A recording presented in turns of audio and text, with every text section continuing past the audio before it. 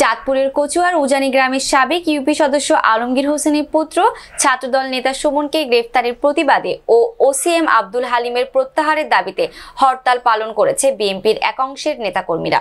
বুধবার 4 ডিসেম্বর সকাল 6টা থেকে দুপুর পর্যন্ত পৃথকভাবে কচুয়া সাচার, কচুয়া রহিমানগড় সড়কের বিভিন্ন স্থানে টায়ার জ্বালিয়ে গাড়ি চলাচল রোধ করে হরতাল পালনকারীরা। এই সময় বাসসহ অন্যান্য যানবাহন চলাচল না করায় যাত্রীরা চরম ভোগান্তিতে পড়েন। কোথাও কোথাও সিএনজি ও বাসে থাকা যাত্রীদের গাড়ি থেকে নামিয়ে যানবাহন চলাচল বন্ধ করে দেয় হরতালকারীরা। পরে দুপুরে সেনাবাহিনী সদস্যরা ছত্রভঙ্গ করে দেয় হরতালকারীদের। কচুয়া উপজেলা বিএনপির একাংশের সাধারণ সম্পাদক জাহাঙ্গীর আলম ফারুকি জানান, সুনির্দিষ্ট কারণ ছাড়াই ছাত্রদল নেতা সুমনকে গ্রেফতার করে জেল হাজতে পাঠায় ওসিএম আব্দুল হালিম। আমরা ওসির প্রত্যাহারের দাবিতে সকাল সন্ধ্যা হরতাল আহ্বান করি।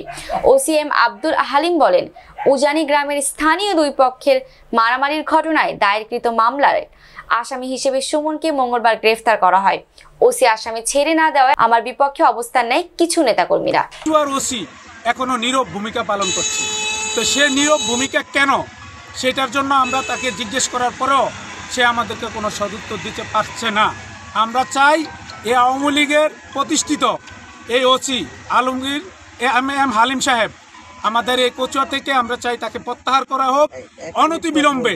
যতক্ষণ পর্যন্ত তাকে এই কচুয়ার থানা থেকে প্রত্যাহার না করা হবে ততক্ষণ পর্যন্ত এই কচুয়ায় হরতাল চলবে। আমরা চাই যে এই দেশে আওয়ামী লীগকে প্রতিষ্ঠিত করার জন্য প্রশাসন যে প্রশাসনিক কাজ করুক আমরা তাদের বিরুদ্ধে রুখে দাঁড়াবো।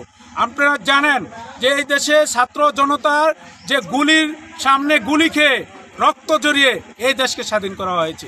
আজকে যদি আপনি সেই খুনি হাসিনার সেই আওয়ামী লীগকে আবার আপনি প্রতিষ্ঠিত করতে চান, আপনি এম আলিম সাহেব আপনি বোকার স্বর্গে বাস করছেন। আপনি জানেন এই কচুয়া এটা বিএনপি অধ্যুষিত এলাকা, এখানে আপনি আওয়ামী লীগকে এই কচুয়া শীর্ষ সন্ত্রাসী আওয়ামী লীগের দোষর তারা মাছি কিছুই থাকে না। আমি অন্য কেউ আসে নাই, প্রশাসন এখনো তা ব্যবস্থা নেয় নাই, এটা মাথায় রাখবেন। স্বৈরাচার কিন্তু আমাদের কাছে এখনো হাত দেন। আপনারা হয়তো টিউনু সাহেব আছেন, ওসি সাহেব আছেন।